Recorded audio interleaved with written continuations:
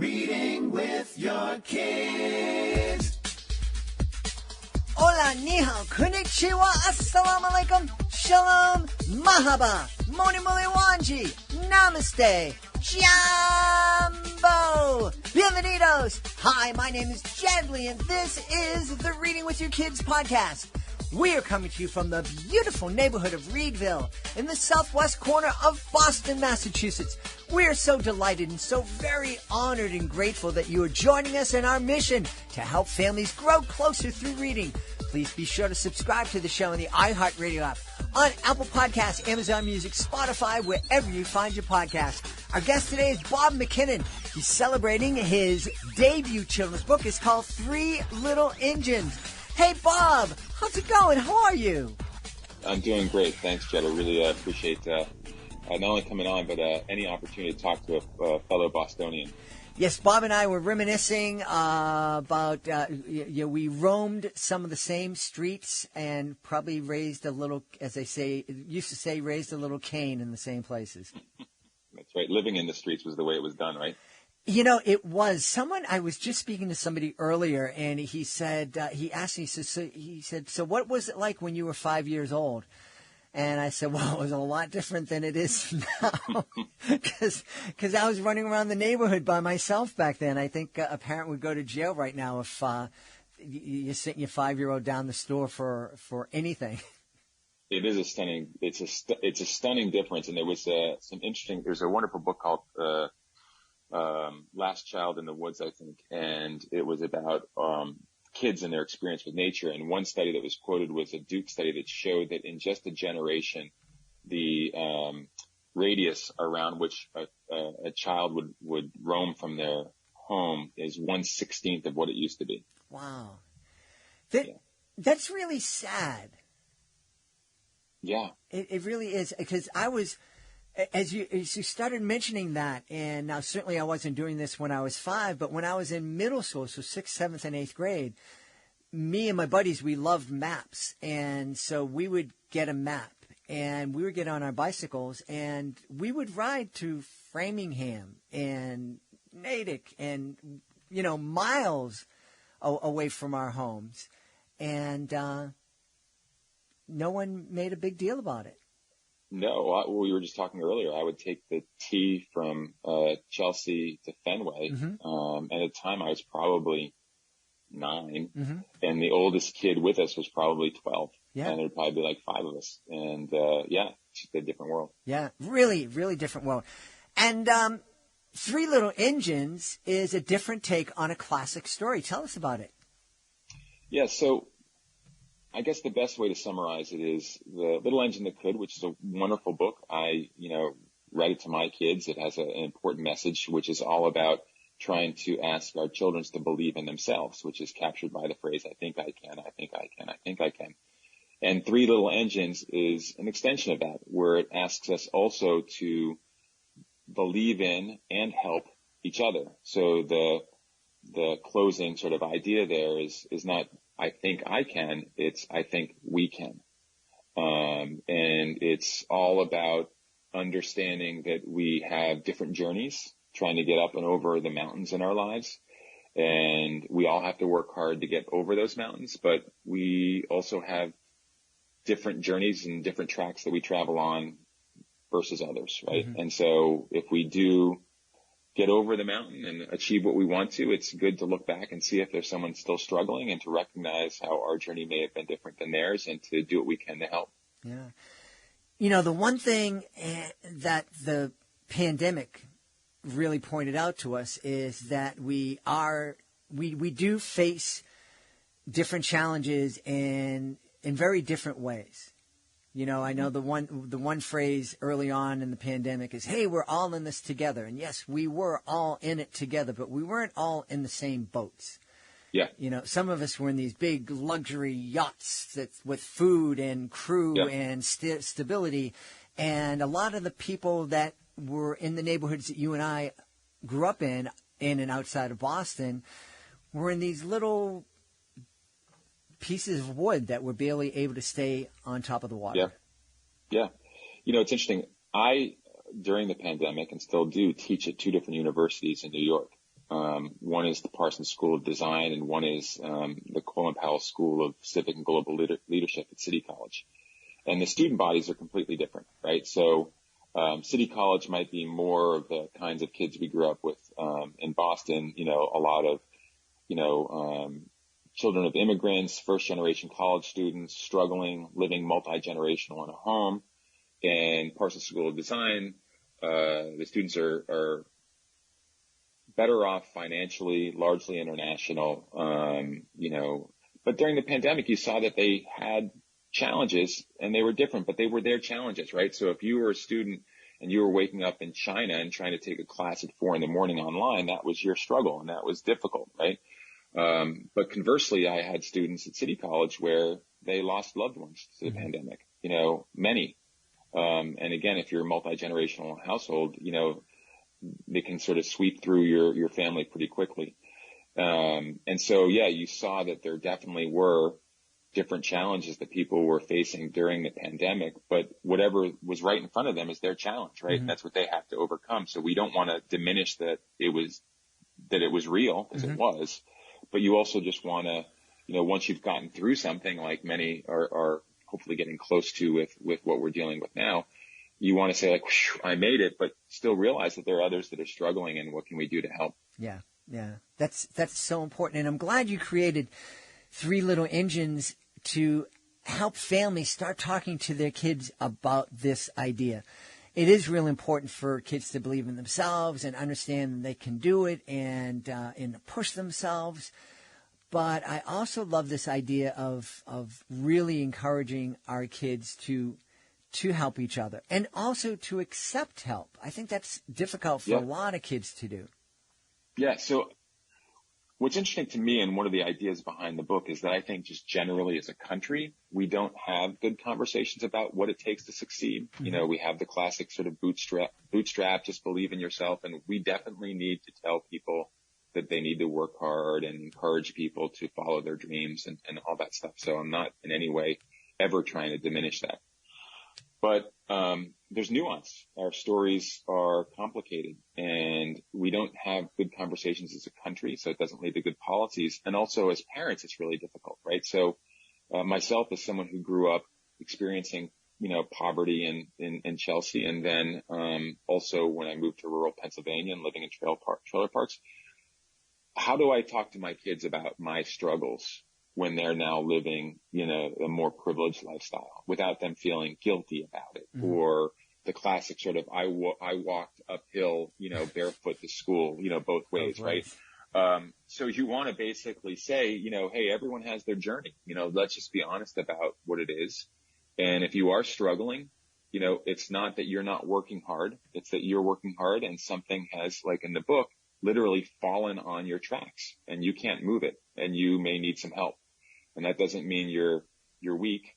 It means you're strong because you were able to, acknowledge that you needed a little bit of help and someone was able to be there. And hopefully that means that the next time you see someone struggling, you'll lift the tree off their track. Yeah. And so, I think it is hopefully a good entryway to a difficult conversation that parents can have with their kids, and then we can, have as a country.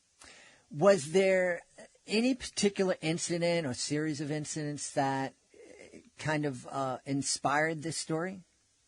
Yeah. So a lot of the work I do generally is around this issue of social mobility. So I teach on this topic. I write frequently on this topic, and, I have a newsletter that comes out called Monday Morning Notes. I also have a podcast, Attribution, all sort of exploring this question of how did I end up here? And so in the course of doing that work, a researcher by the name of Shai Davide at Columbia was doing some really fascinating research on headwinds and tailwinds, how we just, if you run or if you're out for a bike or a walk and you're just more aware of the wind blowing in your face than at your back. And that's similar to how we see life. We're more aware of the struggles in front of us than the winds that may be propelling us forward. And so his work was profiled in the New Yorker magazine by the writer Maria Konnikova, and Shai had sent me the article. And the last paragraph of that piece asked Shai what he does in his own personal life to reflect his research. And he said, well, I can tell you what I don't do is I don't read The Little Engine That Could to my kids. I've always hated that book because it's not fair because some engines can't. And I thought that was a little harsh, because I have a great deal of respect for the original. And as I mentioned, I read it to my kids, but then I went back and I reread it and I thought, well, maybe there's a different way to tell this story. Mm-hmm. One that acknowledges different journeys, and different struggles and different tracks, and also can, again, end with this call for us to, is there anything we can do to help those who maybe had something fall on their track, who got stuck along the way? And I think we can.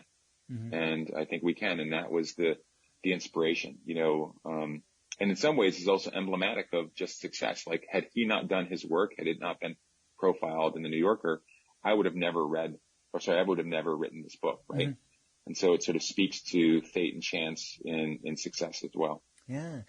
Interesting. As you're talking about his statement, there are some people who can't. I immediately thought of the kids that I worked with when I was working at a school for kids with severe developmental disabilities. And those were kids who weren't, they couldn't, couldn't do so many things. In fact, it would be easier to number the things that they could do for themselves. And I'm wondering, for a long time, those kids and people with disabilities and challenges, we kind of pushed them away and locked them aside. And even, with my job was to bring the kids out in the community, and it was very, very difficult.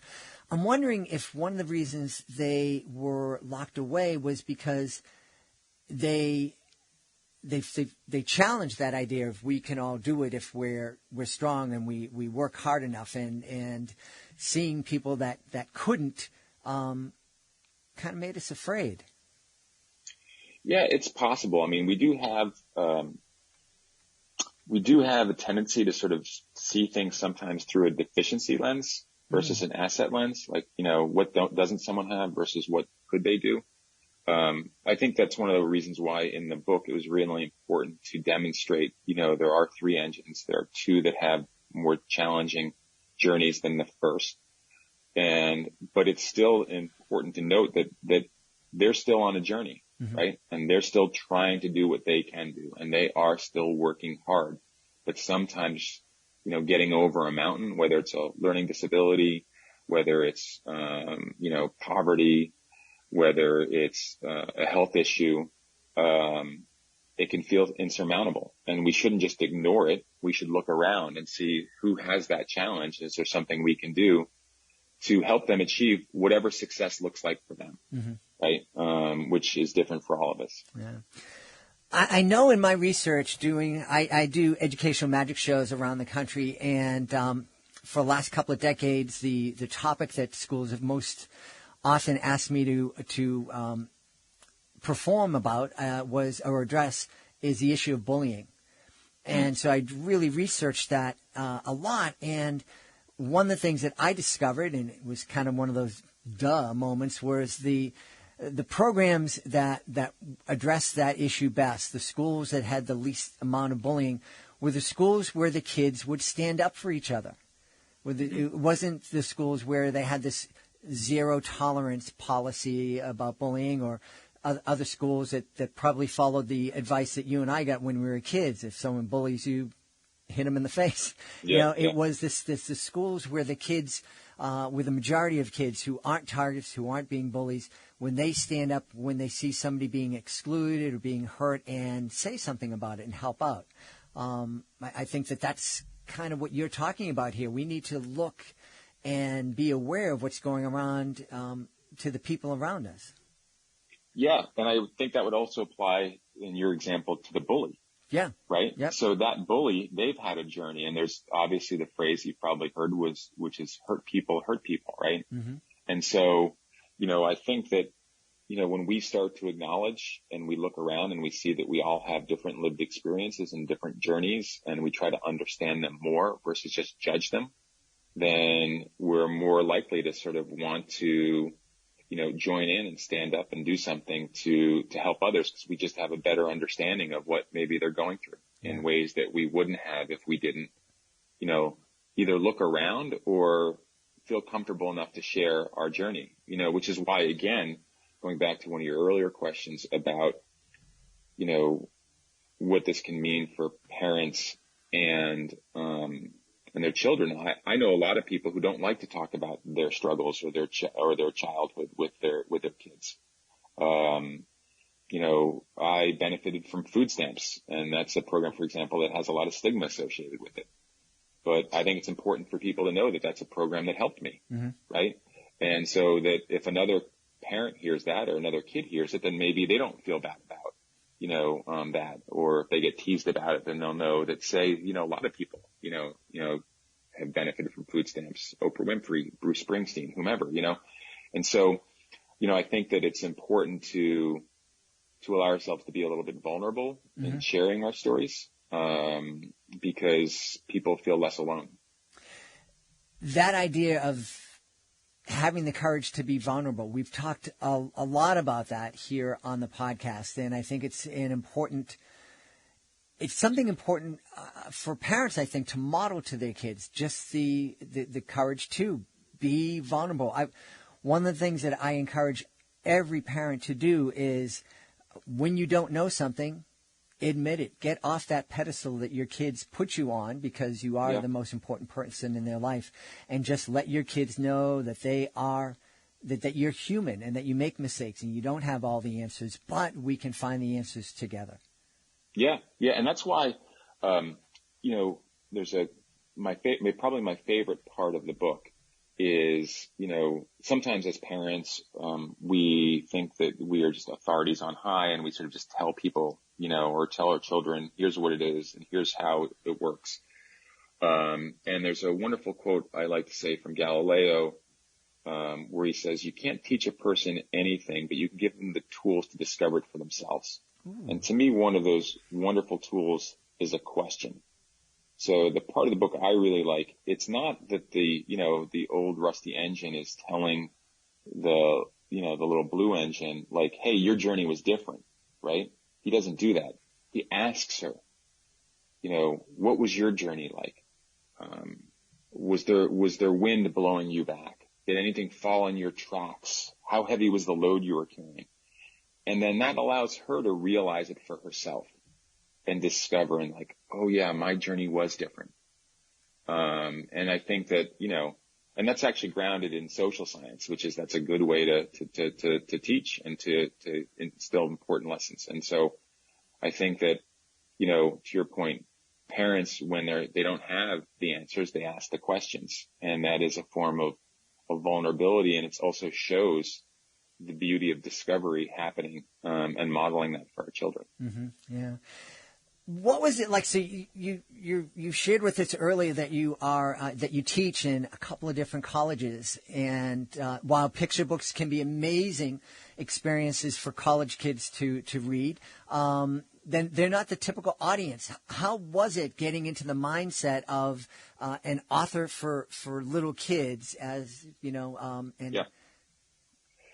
Yeah. So, I mean, I'm sure and I'm sure people have said this before, but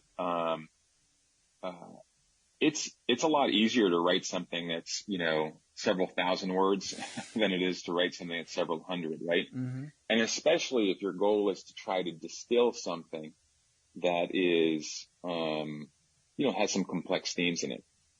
And so it was a challenge, but, I looked at the structure of the first book and the cadence, and I just thought, all right, well, I'll try to follow that as a form. I was fortunate that I've been involved in this work for a long time, right? So I've had some practice trying to sort of break some of this stuff down in simpler forms. But it was a challenge, but, the three little engines are really good, conduits for telling the story, right? It is simple. We have different journeys over mountains, and different stuff happens along the way. And then what do you do? Right. And so that became, I think when it was distilled down in that way, simpler than maybe you might imagine. But I do completely respect that it is really hard to tell stories with limited words. And then also want to make sure I give a shout out to Lou Fancher and Steve Johnson, the illustrators, because in some ways they're tasked to bring this to life with the illustrations was even more daunting, because to try to, in a spread, for example, capture 3 different tracks and journeys for these engines was a real challenge, and they did so very beautifully. Yeah. So now that you've written your debut children's picture book, have you caught the bug, or do you want to race back to writing those big 1,000-word pieces? No, well, I just love to write about this issue and the American dream and journeys, and I'm having some conversations with a publisher about other ideas I have that are still children's oriented, because I think it's a great way to try to have this conversation, and it's not just limited to our children. So I've heard back from adult readers who have been moved by this and have reflected on their lives. I'm actually using it to teach to my college students, because I think that the story is instructive. If you take a look at a children's book and you see the finished product, you see a couple names on the cover, and you're like, all right, well, someone wrote it and someone did the illustrations and now it's published. And that's, and you think it's simple, right? But as I mentioned in the origin story of this, I mean, like, it goes back to someone else having done research and it being featured in a magazine. And then the journey of how this book came to be was a culmination in a lot of other research I had read, a lot of other connections I had had. Even once the book is published, then you need to get it out into the world. And again, do you know people who will be able to share the story in outlets like yours? It is a work of hundreds of people, if not more, to get a book out into the world. And I think using it as an instruction to, college students or others to say, like, hey, sometimes we literally judge the book by its cover and say 3 people did this in my case. And it's not that. And that, I think, is illustrative of a lot of success that we see. That one of the other examples looking at classic characters that I tell is you look at we've all probably seen Rocky dozens of times, the movie, right? And you think it's a movie about Rocky and his incredible work. And he does work hard. I mean, it's hard to argue that anyone works harder. But if you look carefully at that movie, you'll see that, it takes another fighter getting injured in the beginning to even set everything in motion. And then they're looking for someone specifically in Philadelphia, and they're looking for someone with an interesting name, and hence Rocky Balboa gets selected. His loan shark boss loans him money to train. Paulie lets him in the meat factory, not only to hit slabs of beef, but also he gets a free steak every day, right? And so on and on. There's all these other people who are contributing to his journey, and we don't see that. And looking for opportunities to show what's happening behind the scenes in our success. I want to do more children's book that can do that, and other media as well that sort of continually just ask us to reflect on, how did I end up here? How did they end up there?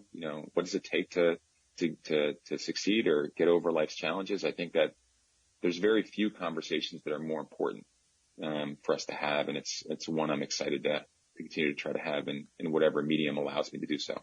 That's one of the things that when I'm in a school presenting my magic show and kids come up to me and they go, "Whoa, you're a magic, you're so cool," I always say to them, "Yeah, I'm doing some tricks and some people taught me how to do tricks, but you have real magic in your pocket. You have this little thing that allows you to communicate with people all around the world. But what's really magic is all the people that work together to make this little thing work. There are literally thousands of people involved in this, and that's really magic. That magic of cooperation." Yeah, and when it comes to books too, I should have definitely shouldn't leave this out. But I was reading something the other day. It was like it essentially was saying that in the context of a book, it's just ink on a page if there's not a reader, right? And then of course there's the people who taught them to read. And so one of the nice things that Penguin had included in the materials that went out with the book is that it said at its heart, Three Little Engines is a thank you letter to all the teachers and parents and role models and even strangers who have at some point lifted a log or tree off our tracks. And clearly we've just gone through a period in our country's history where a lot of people have been doing that to help others. And so, yeah, I mean, it is one of these things where, and maybe it is a question of magic, because it is magical to think about what contributes to making a book or making anything worthwhile in this world. Yeah. Well, we've had a great time speaking to the author of Three Little Engines, Bob McKinnon. Hey, Bob, thanks so much for writing this book and also spending time with us today. Oh, thank you so much for having me, and really love the work that you're doing, and again, a real pleasure talking to you. Please be sure to join us for the next episode of the Reading with Your Kids podcast. Our guest will be Dr. Mel Rosenberg. He'll be here to celebrate a really cool service. It's called Our Books, and it allows you and your kids to create your own amazing flip books at no cost. Check it out. That's the next episode of the podcast. Hey, if you're the author of a fantastic children's book, we would love to help you tell the world all about it. You can be a guest on the show. Being a guest, it's fun, it's easy. It gives you the chance to tell thousands of people about your book, and it doesn't cost a thing. No need to pay anybody to facilitate your visit. All you need to do is to go to our website, readingwithyourkids.com, click on the Authors Click Here button at the top of the page and scroll on down to be a guest. Hey, you can also find out about our fantastic Certified Great Read program. This is a program that has really helped so many authors to help their books stand out from the crowd of books that are published every single month. Do you know there are thousands of books published every single month? That is not an exaggeration. That is reality. It is hard to get your book noticed. We can help. Check it out, readingwithyourkids.com. Authors Click Here. Scroll on down to Certified Great Reads. Want to thank the folks who made today's show so wonderful. Of course, want to thank our guest, Bob McKinnon. Be sure to check out Three Little Engines.